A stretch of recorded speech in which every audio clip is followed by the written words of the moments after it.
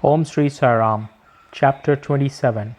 Favor shown by giving Bhagavad and Vishnu Sahasranamam, Dikshit Vittal Vishan, Gita Rasaya Kapardesh. This chapter describes how Sai Baba favored his devotees by granting them religious books after he had touched and consecrated them for pranayan, reading regularly, and certain other matters. Preliminary. When a man takes a plunge into sea, he gets the merit of bathing in all the tirthas and sacred rivers. Similarly, when a man takes refuge at the feet of the Sadguru, he gets the merit of bowing to the Trinity, that is, Brahma, Vishnu, and Mahesh, and also Parabrahma. Victory be unto Sri Sai, the wish fulfilling tree and the ocean of knowledge, who gives us self realization. O Sai, create in us reverence for your stories. Let the readers and audience devour them with the same relish with which the chatak bird drinks the water from the clouds and become happy. While listening to your stories, let them and their families get all the true and pious emotions. That is, let their body perspire, let their eyes be full of tears, let their breath be steady, let their mind be composed, let their hair stand on end, let them cry, sob, and queer, let their hostilities vanish. When these things happen, there is a sight of the grace of the Guru drawn upon them. When these emotions grow in you, the Guru is most pleased and will certainly lead you on the path of self-realization. The best way, therefore, to get free from the shackles of Maya is a complete and wholehearted surrender to Baba. The Vedas cannot take you across the ocean of Maya. It is only the Sadguru who can do so and make you see God in all creatures. Granting consecrated book. The various methods of imparting instruction followed by Baba have already been noticed in the previous chapters. In this, we shall deal with one aspect of it. It was the habit of some devotees to take to Baba some religious books of which they wanted to make a special study and to receive the same back from him after they were touched and consecrated by him. While reading such books daily, they felt that Baba was with them. Once Kaka Mahajani came to Shirdi with a copy of Eknath Bhagavat. Shama took the book to read in the masjid. There Baba took it from him, touched it, and turned some pages here and there and gave it back to Shama and asked him to keep it with him. When Shama said that it belonged to Kaka and had to be returned to him, no, replied Baba. As I have given it to you, you better keep it. It will be of use to you. In this way, many of books were entrusted to Shama. Kaka Mahajani, after a few days, came back with another copy of the same Bhagavat and gave it in Baba's hand. Then Baba gave it back as prasad and asked him to preserve well and assured him that it would stand him in good stead. Kaka accepted it with reverence. Shama and Vishnu Sahasranamam. Shama was a very intimate devotee of Baba, and Baba wanted to favor him in a particular way by giving him a copy of Vishnu Sahasranamam as prasad. This was done in the following way. Once a Ramadasi, follower of the Saint Ramadas, came to Shirdi and stayed there for some time. The routine he followed daily was as follows. He got up early in the morning, washed his face, bathed, and then, after wearing saffron-colored clothes and besmearing himself with sacred ashes, read Vishnu Sahasranamam, a book giving 1,000 names in praise of Vishnu and held second in importance to Bhagavad Gita and Adhyatma Ramayan, historic version of Rama's story, with faith. He read these books very often.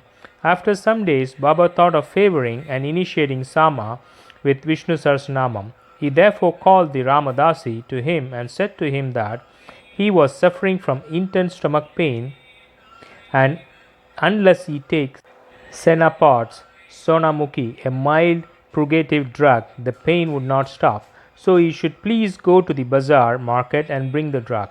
The Ramadasi closed his book and went to the bazaar. Then Baba came from his seat to Ramadas's place of reading and took out the copy of Vishnu Sahasranam and after coming back to his seat, said to Shama, Shama, this book is very valuable and efficacious, so I present it to you. You read it. Once I suffered intensely, and my heart began to palpitate, and my life was in danger. At this critical moment, I hugged this book to my heart, and then Shama, what relief it gave me. I thought that Allah Himself came down and saved me. So I give this to you. Read it slowly, little by little. Read daily, one name at least, and it will do you good. Shama replied that he did not want it, and that the owner of it, the Ramadasi, who was a bad-tempered, obstinate, and irritable fellow, would certainly pick up a quarrel with him. Besides, being a rustic himself, he could not read distinctly the Sanskrit, Devanagari script, text of the book. Shama thought that Baba wanted to set him up against the Ramadasi by this act of his, but he had no idea what Baba felt to him. Baba must have thought to tie this necklace of Vishnu Sahasranamam round the neck of Shama, as he was an intimate devotee, through a rustic, and thus save him from the miseries of worldly existence. The efficacy of God's name is well known. It saves us from all sins and bad tendencies, frees us from the cycle of births and deaths. There is no easier sadhana than this. It is the best purifier of a mind. It requires no paraphernalia and no restrictions. It is so easy and so effective. This sadhana Baba wanted Shama to practice, though he did not crave for it. So Baba forced this on him. It is also reported that long ago Eknath Maharaj similarly forced this Vishnu Sahasranamam on a poor Brahmin neighbor and thus saved him. The reading and study of the Vishnu Sahasranamam is a broad, open way of purifying the mind, and hence Baba's thrust on this devotee Shama. The Ramadasi returned soon with the Senapods. Anna Chanchinikar, who was then present and wanted to play the part of Narad, the celestic rishi who was well known for setting up the confrontations between God and demons and vice versa, informed him of what had happened. The Ramadasi at once flared up. He came down at once on Shama with full fury.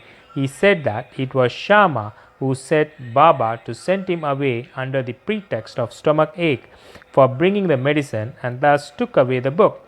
He began to scold and abuse Shama, and remarked that if the book was not returned, he would dash his head. Shama calmly remonstrated with him, but in vain. Then Baba spoke kindly to him as follows: O Ramadasi, what is the matter with you? Why are you so turbulent? Is not Shama a boy? Why do you scold him unnecessarily? How is it that you are so quarrelsome? Can you not speak soft and tender words? You read the sacred books daily, and still your mind is agitated and your passions uncontrolled. What sort of Ramadasi are you? You ought to be indifferent to all things. Is it not strange that you should possess this book so strongly? A true Ramadasi should not have no mamata, attachment, but is samata, equality towards all. You are now quarreling with Shama for a mere book. Go, take your seat. Books can be had in plenty with money, but not men. Think well and be considerate. What worth is your book? Shama had no concern with it. I took it upon myself and gave it to him. You know it by heart. I thought Shama might read it and benefit thereby, so I gave it to him. How sweet were those words of Baba, soft and tender and nectar-light. Their effect was wonderful. The Ramadasi calmed down and said to Shama that he would take Panchratni Gita in return. I shall give 10 copies in return. So the matter was ultimately settled. The question for consideration is, why should the Ramadasi press for Pancharatni Gita, a book which he never cared to know, and why should he, who daily read religious books in the masjid in front of Baba, quarrel with Shama before him? Why did he not know how to apportion the blame and whom to blame? We only say that had this incident not happened, the importance of the subject, the efficacy of God's name, and the significance of Vishnu Sahasranam would not have been brought home to Shama. So we see that Baba's method of teaching and initiating was unique. In this case, Shama did gradually study the book and mastered its contents to such an extent that he was able to explain it to Professor G. G. Narke, MA of the College of Engineering of Pune, the son-in-law of Shriman Booty and a devotee of Baba. Vittal Vision. One day, when Kaka Sahib Dikshit was in meditation after his morning bath in his Vada at Shirdi, he saw a vision of Vittal. When he went to see Baba afterwards, Baba asked him, "Did Vittal Patil come? Did you not see him? He is very elusive. Hold him fast, otherwise he will give you the slip and run away." Then at noon, a certain hawker came there with 20 or 25 pictures of Vittal of Pandharpur for sale. Mr. Dikshit was surprised to see that the form of Vittal he saw in his meditation exactly tallied with that in the picture, and he was also reminded of Baba's words.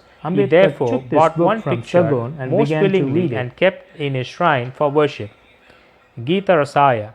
Baba always loved those who studied Brahma Vidya, metaphysics, and encouraged them. To give an instance, once Bahu Sahib Chowk received a post parcel. It contained a copy of Gita Rasaya by Lokamanya Tilak. Taking it under his arm, he came to the masjid and prostrated himself before Baba. When the parcel fell at Baba's feet, Baba inquired what it was. It was opened then and there, and the book was placed in Baba's hand. He turned some pages here and there for a few minutes and took out a rupee from his pocket, placed it on the book and handed the same with the rupee to Jog and said to him, "Read this completely and you will be benefited." Mr. and Mrs. Kaparde. Let us now close this chapter with a description of Kapardes. Ambedkar was Once very much surprised Dada and Sahib moved. Kaparde came with his family and lived in Shirdi for some months. The diary of his stay has been published in English in the Sri Sai Leela magazine, 1 volume. Dada Sahib was not an ordinary man. He was an affluent and most famous advocate of Amravati, Birar, and was a member of the Council of State, Delhi. He was intelligent and a very good speaker. Still, he dared not open his mouth before Baba. Most devotees spoke and argued with Baba off and on, but only three, that is, Kaparde, Nulkar, and Booty, kept always silent. They were meek, modest, humble, and good natured. Dada Sahib, who was able to expound Panchadashi, well known Sanskrit treatise on the Advait philosophy by the famous Vidyaranya, to others, uttered no word when he came to the masjid before Baba. A man, however learned he may be even in Vedas, fades away before one who has realized Brahma and becomes one with it. Learning cannot stand before self-realization. Dada Sahib stayed for 4 months, but Mrs. Kaparde stayed for 7. Both were highly pleased with their Shirdi stay. Mrs. Kaparde was faithful and devout and loved Baba deeply. Every noon she brought Naivedya herself to the masjid, and after it was accepted by Baba, she used to return and take her meals. On seeing her steady and firm devotion, Baba wanted to exhibit it to others. One noon, she bought a dish containing sanza, wheat pudding, puris, rice, soup, and kheer, sweet rice, and other sundry articles to the masjid. Baba, who usually waited for hours, got up and once went up to his seat and, removing the cover from the dish, began to partake of the things zealously. Shama then asked him, "Why this partiality? At times you throw away dishes of others and you do not care to look at them, but this appeals to you earnestly. Why is this dish brought by this lady so sweet? This intrigues us." Baba then explained, "This food is really extraordinary. In former birth, this lady was a merchant's fat cow yielding much milk. Then she disappeared and took birth in a gardener's family, then in Kshatriya family, and married a merchant. Then she was born in a Brahmin family. I saw her after a very long time. Let me take some sweet morsels of love from her dish." After saying this, Baba did full justice to her dish, washed his mouth and hands, belched out as he was fully satisfied, and resumed his seat. Then she bowed down and began to shampoo Baba's leg, and he began to talk with her and knead her arms, which were shampooing his legs. On seeing this reciprocal service, Shama began to joke and said, "It's going on well. It's a wonderful sight to see God and his bhakta serving each other. After being pleased with her sincere service, Baba asked her in low and fascinating tone to chant Raja Ram, Raja Ram. Then and always said, if you do this, your life's object will be achieved, your mind will attain peace, and you will be immensely benefited. To persons unfamiliar with spiritual matters, this might appear as a polite gesture, but really it was not so. It was a case of what is technically called Shaktipat, that is, transference of power from the Guru to the disciple. How effective were Baba's words! In an instant, they pierced her heart and remained there. This case illustrates the nature of the relations that should subsist between the Guru and the disciple. Both should love and serve each other as one. There is no distinction nor any difference between them. Both are one, and one cannot live without the other. The disciple, placing his head at the Guru's feet, is a gross or outward vision. Really and internally, they are both one and the same. Those who see any difference between them are yet unripe and not perfect. Bow to Sri Sai. Peace be to all. Om Sri Sai Ram.